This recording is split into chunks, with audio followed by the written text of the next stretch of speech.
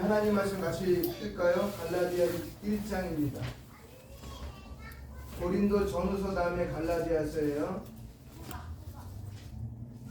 갈라디아 1장 6절부터 10절까지입니다.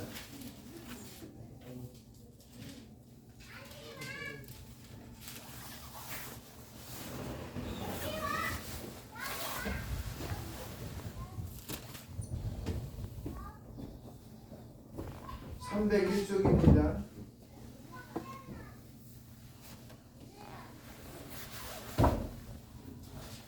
같이 읽겠습니다. 시작.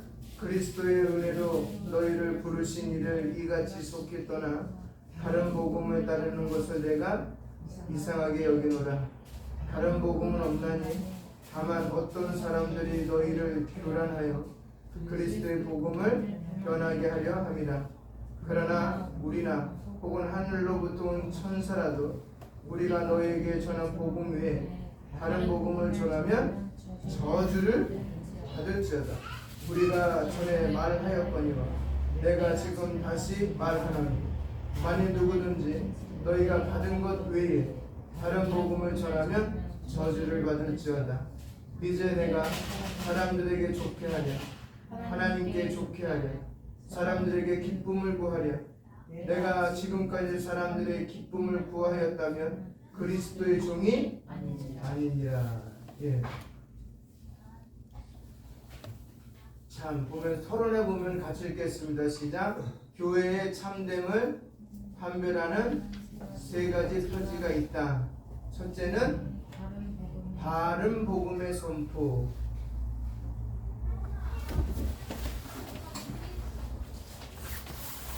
다시 읽겠습니다.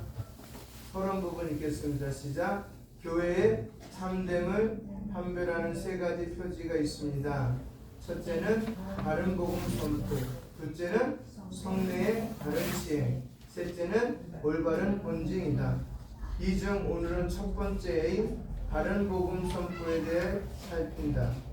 교회가 바르게 복음을 선포하는 것은 교회의 정체성을 결정짓는 핵심 요소이다. 그러니까 세 가지가 항상 있어요. 교회에.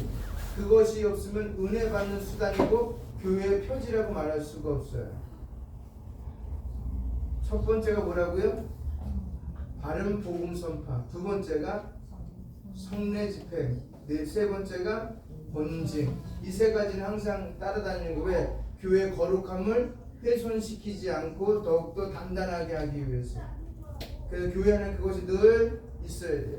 첫 번째, 1번 바른 복음에 대한 바울의 경고 읽겠습니다. 갈라디아 교회는 유대 율법주의에 미혹되어 바울이 전한 복음을 떠났다. 이에 대해 바울은 저주를 받을지어다 라고 강력히 책망했다. 다른 복음을 따르는 것은 곧 하나님의 성전을 더럽히는 행위이며 하나님께서 멸하실 일이다. 복음의 왜곡은 교회의 본질을 흔드는 일이며 참된 교회냐 거짓 교회냐는 복음의 바른 선포 여부에 달려있다. 그러니까 교회가 진짜다 가짜라는 뭘로 할 수 있다는 거예요? 그러니 바른 복음을 증거하냐 다른 복음을 증거하지 않냐에 달려 있다는 것입니다.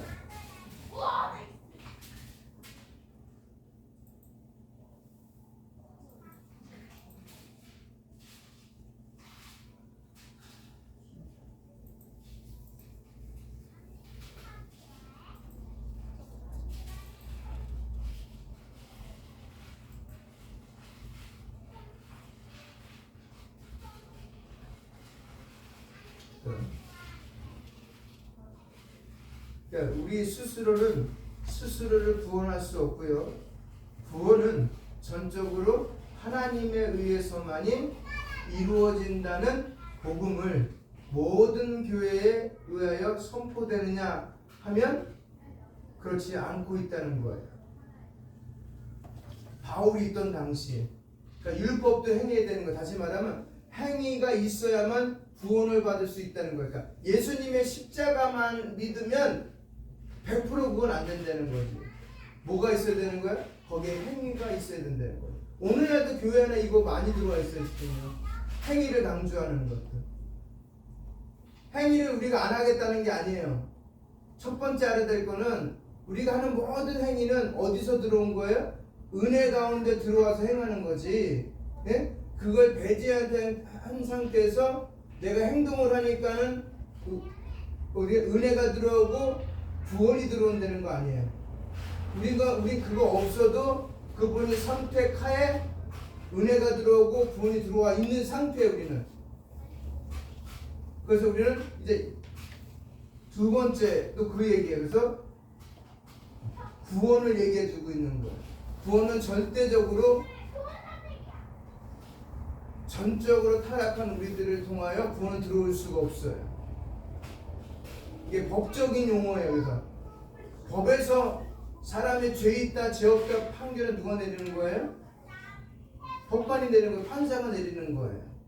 경찰에서 잡혀서 죄 있다고 잡혀서 오고 그 다음에 진술서 쓰고 유치장에 들어가 있고 그 다음에 재판관 앞에 나와서 했는데 분명히 여러 가지 정황 속에서 올렸는데 누구에게? 판사에게, 검사가. 근데 판사가 내리기를 땅땅 때리면서 죄 없습니다. 그럼 끝나는 거예요. 아무리 검사가 열변을 토해도 죄는 없는 거예요. 마찬가지예요. 전 시간에 설교했다시피 깜이 안 된다고 해갖고 마귀가 수많은 걸 가지고 올라가 갖고 하나님께 얘기를 해도 깜이 안 되는 우리들에게 깜이 된다고 얘기해 주시는 분이 누구예요? 여호와 하나님이에요. 그러니까 그 깜이 된다 안 된다의 기준은 누구예요? 내가 아니라는 거지.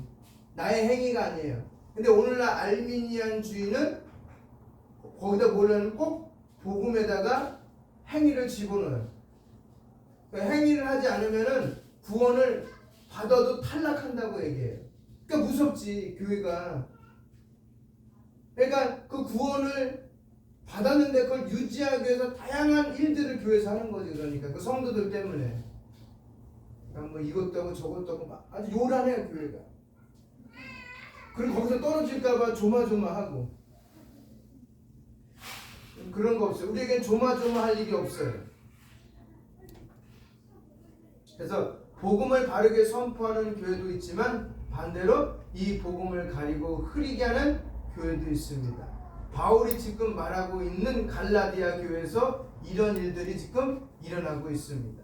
그러므로 우리는 스스로를 주의해서 우리가 복음을 가리거나 흐리게 하지 않으려고 최선의 노력을 기울여야 합니다. 그렇지 않으면 그 복음을 가리게 그리고 흐리게 하면 하나님의 저주를 받기 때문입니다. 우리가 복음을 가리거나 흐리지 않고 바로 선포하기 위해서는 먼저 복음이 무엇인지 정확히 알아야 됩니다. 여러분 전 시간에 복음은 뭐라 그랬어요? 살리는 거예요. 소망을 주는 거예요. 그래서 복음을 정확하게 알지 못하는데 어떻게 그 복음을 바르게 선포할 수 있겠습니까? 그것은 불가능한 일입니다. 그러므로 교회가 복음을 바로 선포하기 위해서는 먼저 복음을 정확하게 이해하고 있어야 합니다. 우리가 복음을 바로 알기 위해서 먼저 인간이 하나님 앞에서 얼마나 잘못되어져 있는가를 보면 분명히 알 수 있습니다. 그래서 그 요한 칼빈이 제네바에서 목회를 할 때 그 성도들을 가리키기 위해서 쓴 게 기독교 강요라는 책의 4권짜리. 그 첫 번째가 뭐냐면은 신론이에요. 신론의 1장이 뭐냐면 나를 알아야 하나님을 알 수 있다는 거예요.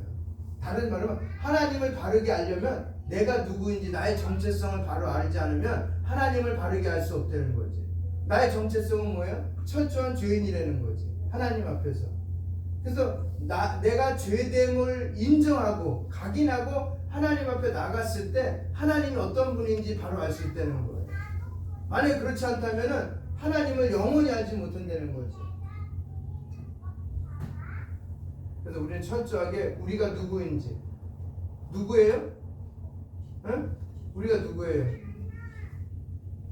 우리는 스스로 하나님께 순종하거나 하나님의 뜻을 행할 수 없었던 자들이라는 것을 알아야 돼요. 그리고 그 전적 타락을 인정해야 합니다. 근데 동방교회나 알미니안이나 그 다음에 저기 갑과도기아에 있는 교부들 같은 경우는 뭐라고 말하냐면 전적인 타락을 얘기하지 않아요. 우리 의가 전적 타락이라고 얘기하지 않고 부분적 타락이라고 얘기해요. 그리고 어떤 데는 상실이라고 얘기하는 데도 있어요. 그래서 이거를 우리는 예수 그리스도의 십자가의 은혜로 완전히 회복된다고 얘기하는데, 로마 교회는 어떻게 말하냐면 거기는 병원에 가서 치료를 통해서 몸이 회복되듯이, 응? 우리가 어떤 행위를 통해서,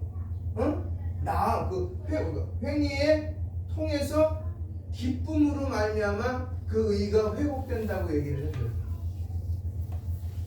그러니까 내 의가 들어가는 거지.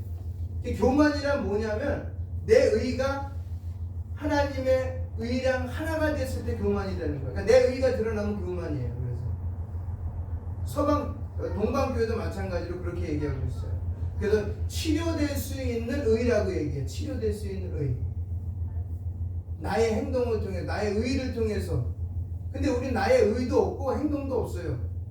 완전히 전 시간에 오전에 설교에서 말씀드렸지, 본질상 진노의 자녀이기 때문에 이걸 이제 칼빈은 전적인 타락이라는 거예요. 어떤 것도 부분적으로 남아있는 게 없다고 얘기하는 거예요. 조금이라도 의의가 없다는 거예요. 구약 성경 읽어보면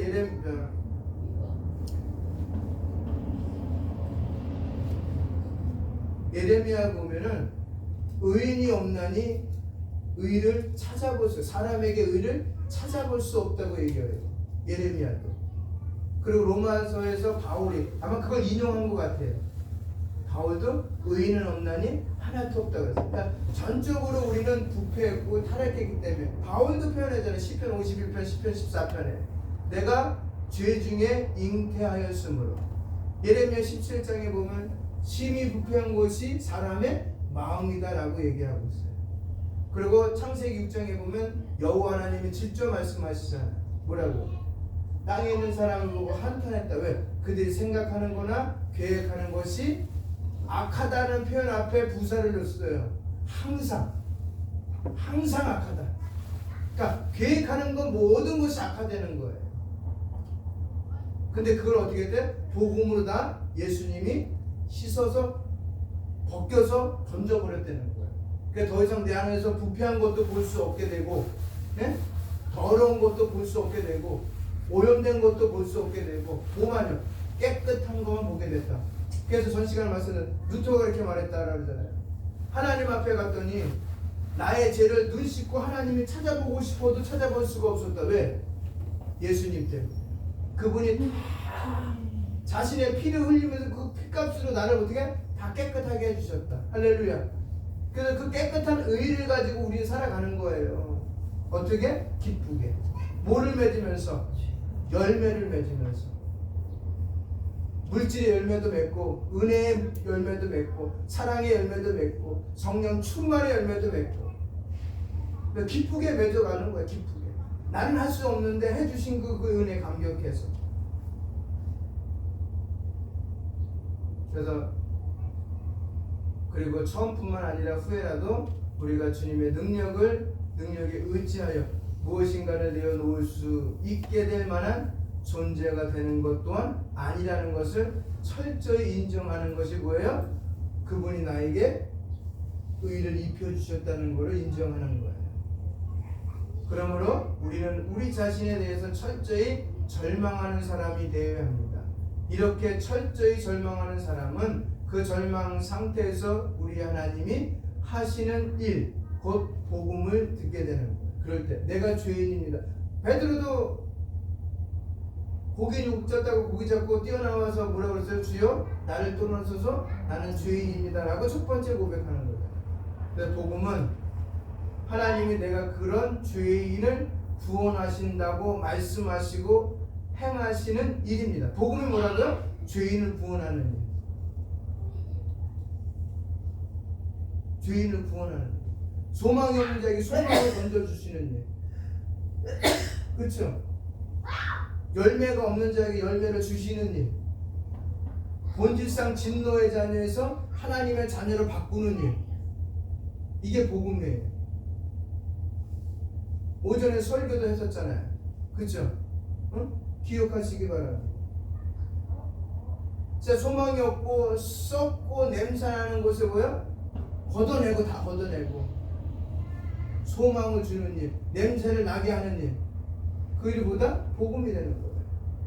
거창한 것이 아니야. 그러니까 내가 믿고 있는 예수를 그에게 똑같이 얘기해 주면 돼. 나도 전에는 죽어 있었고 본질상 진노의 자녀였고 아무것도 할 수 있던 녀석이 아니고 저는 철저히 지옥 갈 수밖에 없는 그 자식이 철저하게 지옥을 가고 싶어도 못 가는 자녀로 만들어 주신 거예요. 누가? 예수님의 피가. 그래서 히브리서 말씀 보면 그 내용이 나와요. 그래서 그 구원은 따라하면 오직 하나님께만 있습니다. 그렇죠.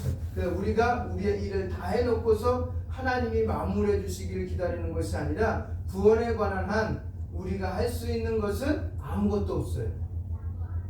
하나님이 친히 구원의 일을 하시는 겁니다.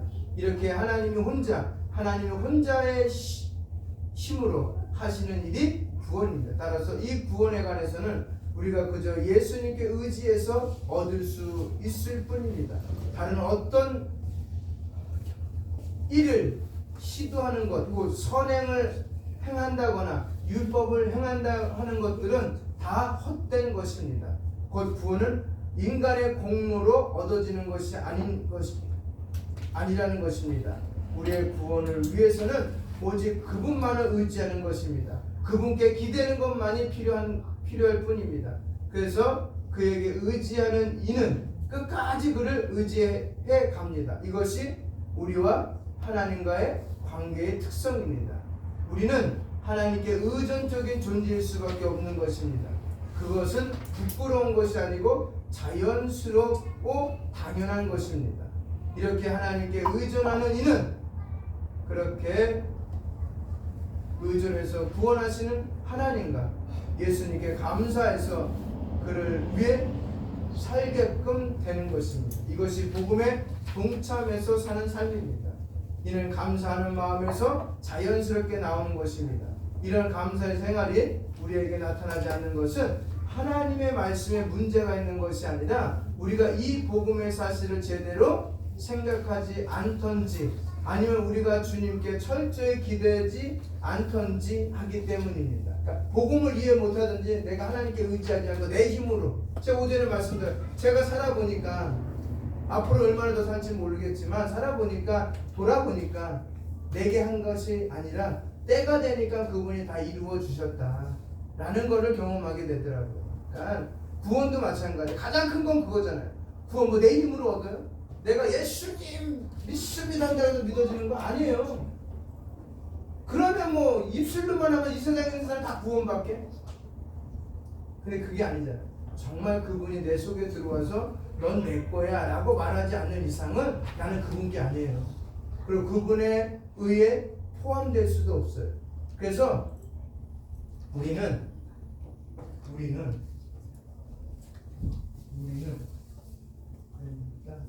자, 우리 신앙생활이라고 하잖아요.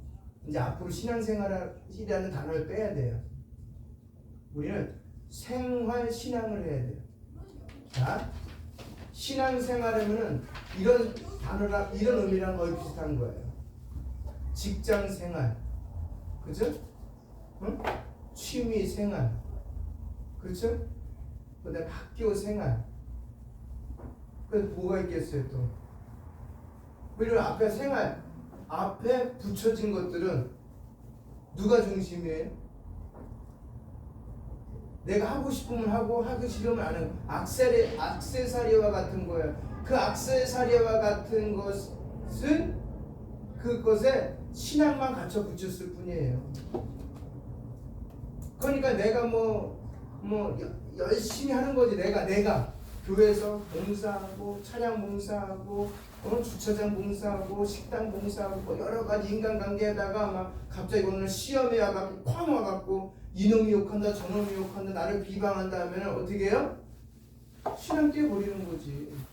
그래서 다른 교회 가면 다행이지만 다른데 뭐 사이비를 빠져 어디 빠져 거기서 하는 말이 뭐야 그들이 내가 이제 여기서 진짜를 찾았다고. 진짜 찾았기 뭐야 거기서 조금만 적어되면 또 이제 그거 띄고 가는 거야. 생활신앙을 해야 돼요. 그럼 뭐가 중심이 되는 거예요? 생활. 예수님도 생활 중심이잖아요. 우리가 그렇게 됩니다. 그러니까 문제가 생기는 거예요. 악세사리처럼 왔다 갔다 하니까 문제가 생기는 거예요. 구원의 확신도 없고. 두 번째는 뭐예요? 네? 복음의 본질과 전적 타락이에요. 같이 읽어볼까요? 시작. 복음을 바르게 선포하려면 복음이 무엇인지 정확하게 알아야 합니다. 복음은 예수 그리스도께서 우리를 위해 모든 것을 다 이루셨다는 겁니다. 인간은 전적으로 타락한 존재로 하나님 앞에서 구원받기 위해 어떤 공로도 쌓을 수 없다. 선행, 율법 준수, 종교적인 행위는 구원에 기여할 수 없다. 전적 타락은 인간이 선을 행하지 못함이 아니라 행하는 모든 것이 하나님을 대적하는 결과를 낳는다는 의미이다. 이해 가시겠죠? 앞에 얘기한 거 마무리 짓는 거야 이제. 그리고 세 번째 시작. 잘못된 구원관의 위험입니다. 잘못된 구원관 엄청난 큰 우리에게 치명상을 줍니다. 구원관은 참으로 중요한 문제입니다. 교회 안에서요. 여기 교회에서만 얘기하는 거잖아요. 구원은 그죠? 교회 밖에서 구원 얘기하지 않아요. 우리가 어떻게 하여야 구원 얻습니까? 우리가 주님 앞에서 신실하게 살아가는 것으로 교인된 의무를 다하여 구원 얻습니까? 예를 들어서 선행을 해야 구원 얻습니까? 율법을 지켜 행해야 구원 얻습니까? 아닙니다. 우리가 구원 얻을 수 있는 것은 곧 하나님 나라의 백성이 되는 것은 내가 노력함으로써가 아니라 전적으로 누구의 은혜다? 하나님의 은혜라는 거예요. 복음은 그런 것이 아닙니다. 로마 카톨릭처럼 우리가 무엇을 해야 구원을 얻는 것이 아닙니다. 모든 인간은 어떤 상황 가운데 있는가 하면 하나님 앞에 범죄한 다음부터 자기 스스로 아무것도 할 수 없는 상황 가운데 있는 것입니다.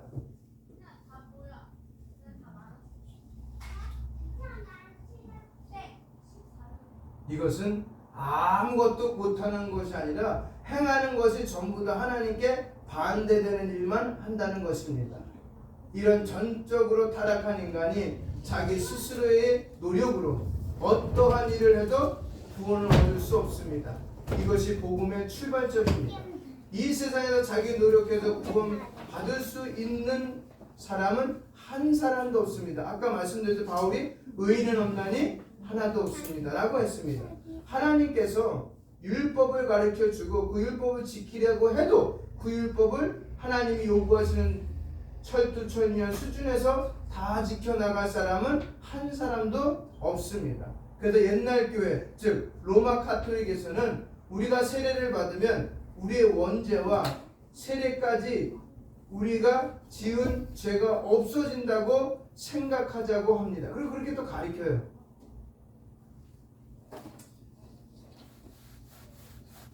이것은 거기까지는 하나님이 하신다는 겁니다. 하나님이 십자가에서 해줬다는 것입니다. 그 다음부터는 내 책임이라는 거예요. 마지막 칭의를 얻기 위해 선행을 해야 한다는 것입니다. 그러나 이것은 잘못된 겁니다. 내가 열심히 노력하고 하나님 앞에 구원받을 만한 것을 만들어내느냐에 따라 우리의 구원이 좌우되는 것은 아닙니다. 성경은 이렇게 가르치고 있지 않습니다. 범죄한 우리는 아무리 노력해도 하나님이 요구하시는 그 수준에 이르지 못하는 것입니다. 우리가 행하는 의는 다 떨어진 누더기와 같다고 성경은 말합니다. 이사야 64장 8절 말씀에 보면 우리 의는 누더기 옷과 같다라고 해요. 누더기 옷과 같다. 그러므로 우리는 아무리 열심히 의를 쌓아봤자 하나님의 영광에 이르지 못한다고 말합니다. 우리는 거기에 대해 철두철미하게 절망해야 합니다. 물론 우리가 노력하면 어느 정도 나아질 수는 있을 겁니다. 그러나 인간의 어떤 노력으로도 구원을 얻을 수 없습니다. 우리가 성경을 수십 번 아니 수백 번 읽으면 구원 얻습니까? 주일 예배 한 번도 빠지지 않고 신실하게 참석한다고 해서 구원 얻습니까? 열심히 전도한다고 해서 구원 얻습니까? 많은 헌신을 하고 구제를 많이 한다고 구원 얻습니까? 아닙니다. 인간이 행하는 것은 구원을 얻을 수 있는 것이 한 가지도 없습니다. 우리는 이 점에 대해서 분명히 인식하고 있어야 돼요. 그렇다고 그거 하지 말라는 건 아니에요. 구원받은 자로서 그것이 나오기 시작하는 거예요. 부수적인 일들로. 그것이 메인이 돼서는 안 돼요. 이해 가시겠죠? 전부 다 메인을 돕는 것들이지 그것이 메인이 안 돼요. 전도가 메인이 되면 안 돼요. 헌금이 메인이 되면 안 돼요. 봉사가 메인이 되면 안 돼요. 뭐가 메인이 돼요? 복음이. 예수 그리스도가 메인이 돼요. 그분에게 구원받은 것이 너무 감격하여서 내가 무엇을 해야 됩니까? 라고 기도하는 가운데 그래 하나님이 기뻐하시는 것이 뭘까? 라고 생각해보면 예수 그리스도를 믿는 거잖아요. 예수 그리스도를 믿었을 때 그러면 구별된 말했으면 우리가 하기오스 했잖아요. 교회 거룩함을 얘기했잖아요. 그 하기오스 뭐라 했어요? 절단됐다 그랬잖아요. 그럼 내가 이집트로부터 완전히 절단된 삶은 과연 뭘까? 라고 고민을 해야죠. 그렇잖아요. 절단된 거룩함이 뭔가, 구별된 거룩함이 뭔가라고 고민해야지. 그렇죠? 내가 하려는 절단이 아니라 내가 하려는 거룩함이 아니라 그분이 원하는 바른 복음 안에서의 절단과 구별함을 내가 찾아야죠. 분별함을. 그죠? 그분이 지혜를 가지고 그게 어디 있는 거야? 성경 66권. 우리에게 가장 큰 절단의 현상이 나타나는 게 뭐냐면 우리가 매일 하는 주기적인 10계명의 마지막 부분이에요. 예수 그리스도께서 말씀하여 이르시되 위로는 누굴 사랑하고 어떻게? 하나님을 사랑하고 근데 어떻게? 옆으로는 내 이웃을 내 자신과 같이 사랑하라. 이것이 크고 첫째 되는 계명이라고 했잖아요. 크고 첫째 되는 계명이다. 그럼 우리 어떻게 살아야 돼? 하나님 사랑해야지. 그리고 또 하나 뭐야? 내 이웃을 내 몸같이 사랑해야지. 그러면 복음이 들어간다는 거죠. 내가 그 사람은 나처럼 사랑하는데 그 사람 굶는 거 보겠어요? 추운 거 보겠어요? 그래서 예수님이 마태복음 24장부터 종말장이에요. 예수님이 양과 염소 나눌 때 양에게 뭐라 그랬어요? 양에게 야, 너 나 배고플 때 밥 줬고 추울 때 옷 줬고 감옥에 왔을 때 위로해줬고 막 그런 얘기 계속 하잖아요. 근데 그 사람 하는 얘기 뭐야? 내가 언제 그러잖아요. 근데 누구에게? 작은 자에게 하는 것이 누구에게 하는 거다? 나에게 하는 거다. 근데 반대로 염소했는데 넌 내가 배고플 때 밥도 안 줬고 추울 때 옷도 안 줬고 감옥에 있을 때 방문도 하지 않았고 뭐도 안 했고 그랬더니 이 사람들 한 얘기 내가 언제 안 했냐고. 했지. 근데 뭐를 드러내기 위해서 한 거예요? 하나님에 의해요? 자신에 의해요? 자신에. 마치 바리새인처럼 하나님 나는 일주일에 2번 금식합니다. 하나님 저는 10분의 1을 잘 드리고 있습니다. 나는 저 여인과 같이 죄를 범하지 않았습니다. 그 누구 외에요? 자신이. 우리가 혹시 그렇게 하고 있지 않는지. 우리가 염소가 돼. 그렇지만 이제는 어떻게 돼? 그런 모습을 알았다면 하나님 소망을 주신 건 뭐예요? 그거 내려놓고 나에게 기대라고 얘기하시잖아요. 이제 이거 내려놓겠습니다. 하나님. 내가 이제 보니까 신앙생활을 하고 있었습니다. 이제는 생활신앙을 하겠습니다. 내 멋대로 빼는 것이 아니라 빼고 싶어도 못 빼는 이 생활을 하겠습니다. 아멘입니까? 그래서 잘못된 구원을 갖고 있으면 안 돼요.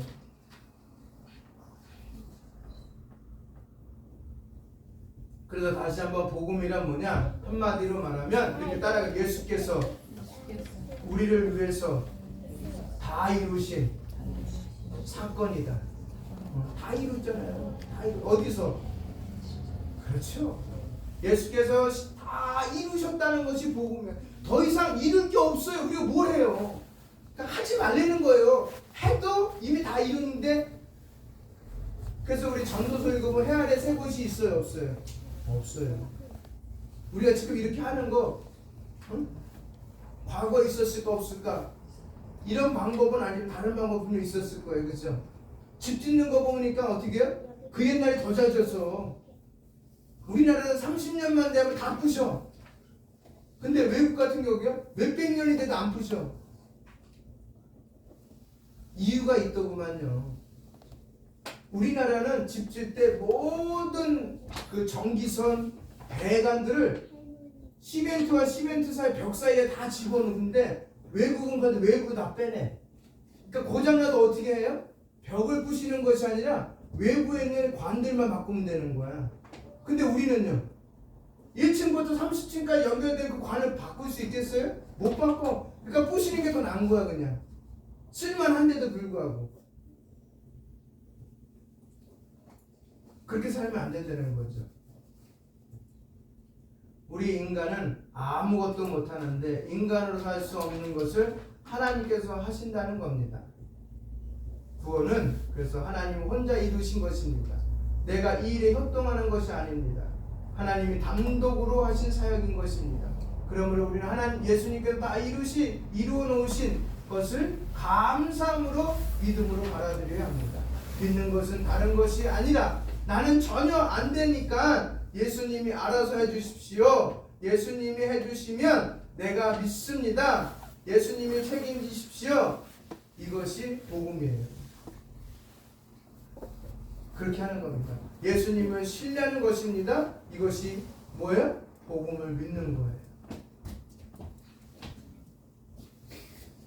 그럼 네 번째 한번 같이 볼까요? 세 번째 안 읽었죠? 세 번째 읽고 넘어가겠습니다. 로마 가톨릭과 같은 잘못된 구원과는 하나님이 일부를 이루고 나머지는 인간의 협력으로 완성된다고 주장합니다. 그러나 이것은 성경적 복음이 아닙니다. 하나님께서 구원을 전적으로 이루셨으며 인간의 노력은 아무것도 더 할 수 없습니다. 우리의 모든 의는 어려운 옷과 같으며 어떤 행위도 하나님의 완전한 기준에 미치지 못합니다. 구원은 오직 은혜로 주어지는 하나님의 선물이며 인간은 감사와 믿음으로 그것을 뭐야? 받기만 하면 돼요. 할렐루야. 받기만 하면 돼요. 그래서 그분의 뜻에 맡겨서 하는 거예요. 네 번째 시작. 참된 복음의 선포와 교회의 표지. 종교개혁 시대에도 교회가 참된 교회인지 아닌지를 판단하는 기준은 복음을 바르게 선포하는 거였다. 오늘날에도 많은 사람들이 모이고 건물이 크고 시스템이 잘 갖췄다고 해서 참된 교회가 아니다. 오히려 작고 외형적으로 초라해 보여도 복음을 바르게 전하는 교회가 진정한 교회다. 복음을 바르게 전하는 교회만이 그리스도의 몸으로서 역할을 감당할 수 있다. 왜일까요? 그래서 성경에서 말하는 참된 복음을 바르게 선포하는 교회가 참된 교회입니다. 그래서 교회가 진짜인지 가짜인지는 뭐예요? 기준이? 종교교육 시대도 이거 갖고 싸웠잖아요. 뭐예요? 바른 복음이에요. 바른 복음 선포. 그러니까 그 복음은 제자들이 전한 거랑 똑같아야 돼요. 예수님을 어떻게 증거했어요? 그는 이 땅에 오셨습니다. 그렇죠? 우리랑 같이 사역하셨습니다. 우리를 위해서 십자가를 지셨습니다. 3일 만에 부활하셨습니다. 그분은 다시 오실 것입니다. 그거에 대해서 찔림이 있으면 다행이지만 찔림이 없어도 상관없어요. 우리는 그걸 바르게 증거하는 교회가 돼야 되고 성도가 돼야 돼요. 거기다가 더하거나 빼면 안 돼요. 그래서 설교 안에는 이것이 항상 존재해 있는 거예요. 예수 그리스도의 죽으심, 예수 그리스도의 부활하심, 예수 그리스도의 다시 오심, 이것이 항상 설교 안에 녹아져 내려 있어야 되는 거예요.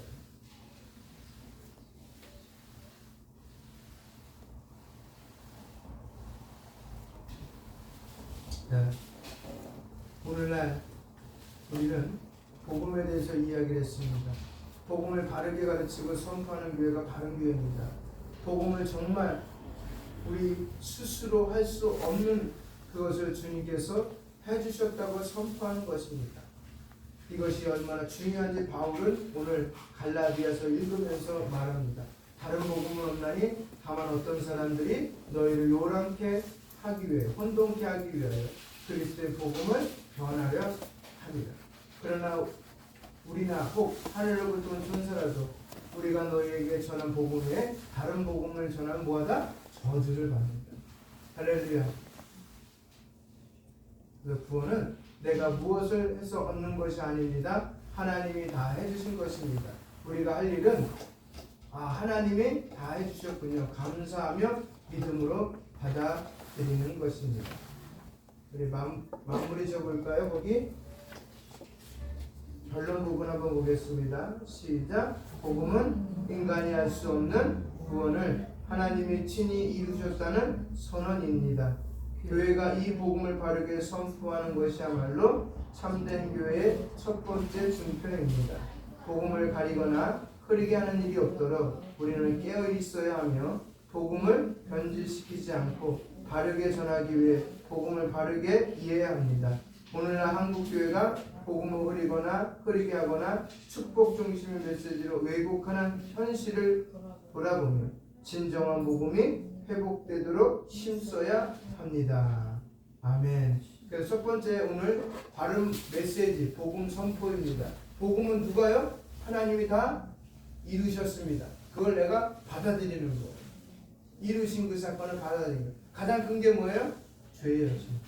그걸 해결해 주셨죠. 이 땅에 어느 누구도 그걸 해결해 줄 수 있는 사람 아무도 없어요. 이단 사이비들은 자기가 다 한다는데 그 자신도 못 해결한 걸 누굴 해결해 줘? 갖고 가서 한 번 더 읽어보시고 성경도 찾아보시고 하면서 너무 감격의 메시지잖아요. 복음은요. 그래서 우리는 바른 복음 선포를 위해 성경을 항상 다독을 하는 거예요. 정독하면서 다독하면서 그 안에서 메시지를 뽑아서 증거하는 거, 다른 얘기하는 것이 아니다.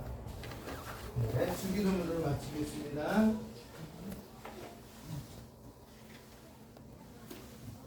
하늘에 계신 우리 아버지여, 이름이 거룩히 여김을 받으시오며 나라가 임하시오며 뜻이 하늘에서 이루어진 것 같이 땅에서도 이루어지이다. 오늘 우리에게 이루어할 양식을 주시옵고 우리가 우리에게 죄진들을 사하여 준 것 같이 우리 죄를 사하여 주시옵고 우리를 시험에 들게 하지 마시옵고 다만 악에서 구하시옵소서. 나라와 권세와 영광에 아버지께 영원히 있사옵나이다. 아멘.